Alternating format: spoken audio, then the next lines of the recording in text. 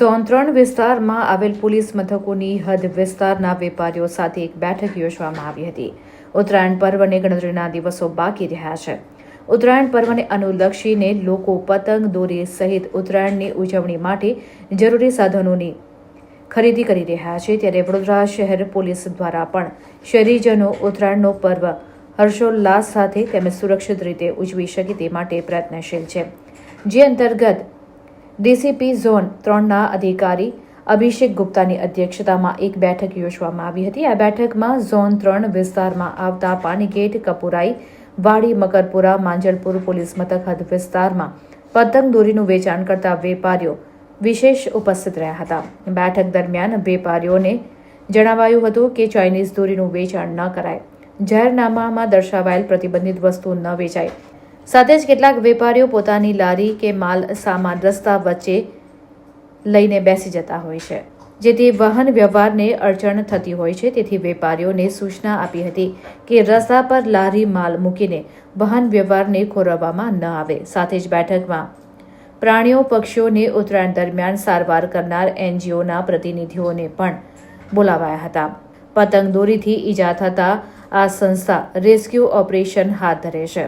ત્યારે તે સંસ્થાના હેલ્પલાઇન નંબર વેપારીઓના માધ્યમથી પતંગ દોરીની ખરીદી કરવા આવનાર ગ્રાહકોને આપવા પણ વેપારીઓને જણાવાયું હતું. બેઠક સંદર્ભે ડીસીપી ઝોન 3 અભિષેક ગુપ્તા દ્વારા વિસ્તૃત માહિતી આપવામાં આવી હતી.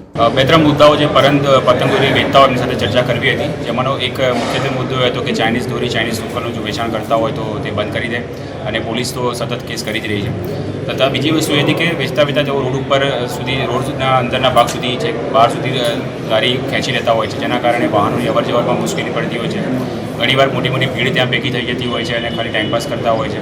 તો આ બધી વસ્તુઓ ન થાય, વાહનોની અવર જવરને નુકસાન ન થાય, વાહનોની અવર જવર સરળતાથી થઈ શકે, તથા આમ જનતાને કોઈ નુકસાન ન થાય તે બાબતે એમને સૂચના કરવામાં આવી હતી અને તે બાબતે તેમની સાથે ચર્ચા કરવામાં આવી હતી. અને આ ચર્ચામાં અમે એનજીઓના માણસોને પણ હાજર રાખ્યા હતા કે જેઓ જીવદયા ટ્રસ્ટના માણસો છે અને કંઈ પણ એવો બનાવ બને છે જ્યાં પશુ પક્ષીને નુકસાન થતું હોય કે કોઈ વ્યક્તિને નુકસાન થતું હોય તો તેઓ તરતથી પહોંચીને તેઓને સહાય આપતા હોય છે, નિઃશુલ્ક સહાય આપતા હોય છે. તો તેમનો જે toll free number, helpline number છે તે પણ એમના સર્ક્યુલેટ કરવામાં આવ્યો છે કે તેઓ પતંગ દોરીની સાથે સાથે તે હેલ્પલાઇન નંબર પણ વેચે એ લોકોને આપી શકે કે જેથી તેઓ કંઈ પણ એવો બનાવ બને તો એનજીઓનો સંપર્ક કરી શકે છે.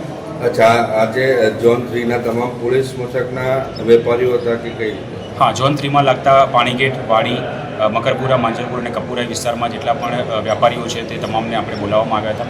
અને ખાસ કરીને જે વાડી પોલીસ વિસ્તારમાં જે પતંગ બજાર ભરાય છે તેમાં પણ શું એ લોકોએ ધ્યાન રાખવું, ફાયર એક્સટિંગ્વિશર રાખવા જોઈએ, રોડ ઉપર છેક સુધી ના આવી જાય એટલે એની મર્યાદામાં રહીને એ લોકોએ દુકાન ચલાવવી જોઈએ, જેવા વગેરે બાબતોનું તે લોકોને ધ્યાન દોરવામાં આવે છે.